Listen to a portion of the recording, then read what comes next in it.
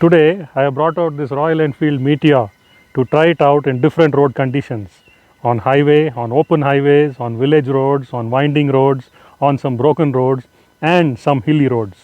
I also will be testing the top speed and the mileage. I filled up the tank this morning, so at the end of the trip I'll fill it up so we'll know exactly what sort of mileage this motorcycle has given. I have ridden the Meteor a couple of times earlier, but those were more of a preliminary ride, a first taste, a first understanding of the motorcycle. This time I'll be getting a little more in depth on how this motorcycle handles on different terrain. Stay with me.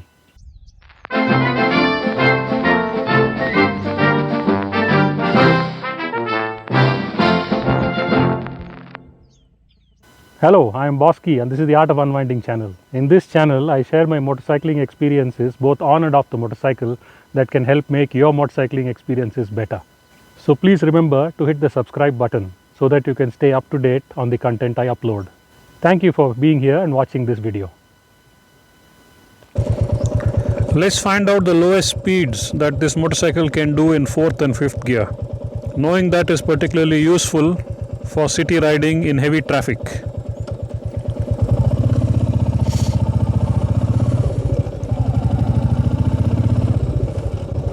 Shifted just into 4th, doing just under 30 kilometers per hour. The engine does feel a bit strained, shuddering. Okay, at 30 it's gone. The shuddering is gone, the vibrations are gone. Now they come back when we drop below 30. Get to 30 and the engine feels reasonably comfortable.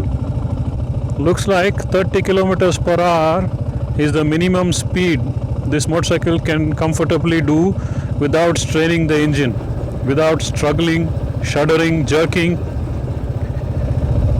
That's a very low speed to be able to do in 4th gear. It just shows how much torque it develops at the low RPM. So this helps minimize gear changes. Let's see what is the minimum in 5th gear. I'll drop it into 5th right now. We are doing around 33, 34. There is shuddering and a bit of jerking. Pick up speed a bit. Still there. Okay, it's almost gone. Yeah.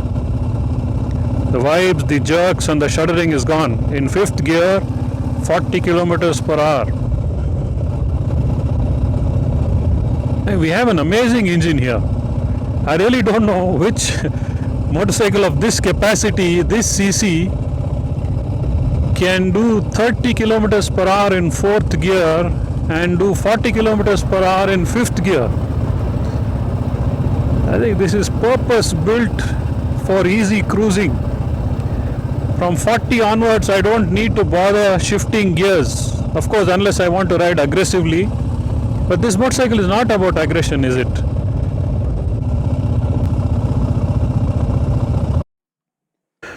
Okay, time to check out performance uphill, downhill, the hilly sections. Let's give it a go.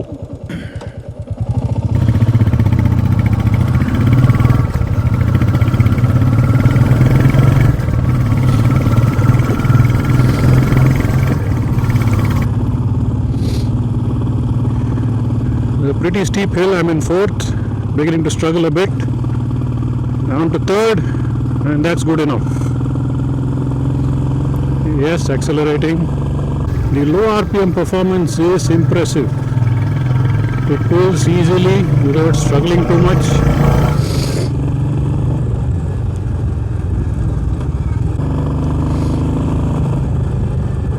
This is a pretty steep slope. Having to pull and rev the engine to get it going. That's normal, nothing unusual, and it accelerates without struggling too hard or too much.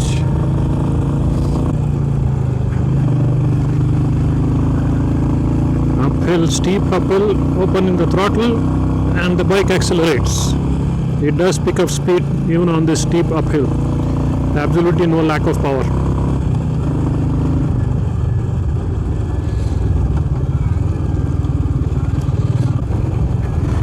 I guess I don't need to test it anymore for its performance uphill. It's delivered quite well, pretty strongly. It even pulls comfortably on a gradient. The first 2 times I took it out, it was mostly highway riding, gentle village roads, narrow roads, B roads. I didn't put it through this. And I'm glad I brought it out here because this gives me much more information about this motorcycle. If this is the feedback and control this motorcycle gives, it's more than what one can ask for. Nowhere did it skitter or judder and jump out of a pothole. The front didn't bottom out anywhere. The rear didn't give me a huge shock up my back. It's absorbing the bumps pretty well. I'm doing reasonable speeds, nothing too fast, however a little faster than normal. Uphill or downhill, the front end feels balanced. On some motorcycles I've noticed on a steep uphill the front becomes pretty light, the entire weight moves to the rear. That hasn't happened on this. It maintains a good balance and a posture. Let's check it out downhill now. The same, the front doesn't become too heavy. Normally on a downhill on bigger motorcycles there is a tendency for the front to carry all the weight and become heavy. Nothing like that is happening on this motorcycle. Well designed, well balanced. This is just about 10% of what the rider will encounter if they go to the Himalayas. We'll make to do with this for now to find out if this motorcycle can handle all the bad roads thrown at it. So far it has performed pretty well. I think it is good enough. It is far better than the classic motorcycle, the classic 350, the classic 500, the bullets. So if those can handle the Himalayan terrains, I have absolutely no doubt that this can handle it easier with less strain and stress on the motorcycle, and more importantly less stress and strain on the rider. Road clearance is one of the best. I don't think it will get stuck anywhere unless we do something crazy. And again, comparing it to the classics and the bullets that used to frequent or still frequent the Himalayas, this can do a better job. Of course, there is a perfect motorcycle for that, the Himalayan. But we are not talking about the Himalayan today. We are talking about the Meteor. This is an opportunity I didn't plan for. Riding on loose surface. Might as well make use of this opportunity. Honestly, this is one of the most treacherous surfaces to ride on, where the grip is constantly changing. It's never the same. Every inch of the way the grip changes. Holding a general direction is all that is possible. Small corrections automatically happen, and the bike moves, shifts, jiggles, shakes, shudders on its own. This Meteor is not too bad in this. It's reasonably confidence inspiring. I am not overly worried or tensed about it, which is a good thing to say about the motorcycle. We don't want either the front or the rear to dig in and give too much grip, because when that happens to one, the other will let go of the grip. It's a balance, and this motorcycle seems to have got that balance quite well. On to some winding hilly roads. The Meteor seems to have a low center of gravity, making it easy to lean and flick around a corner.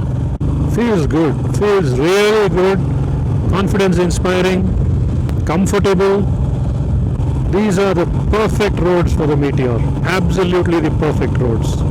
Smooth, winding, hilly tarmac. I could ride all day here with this motorcycle.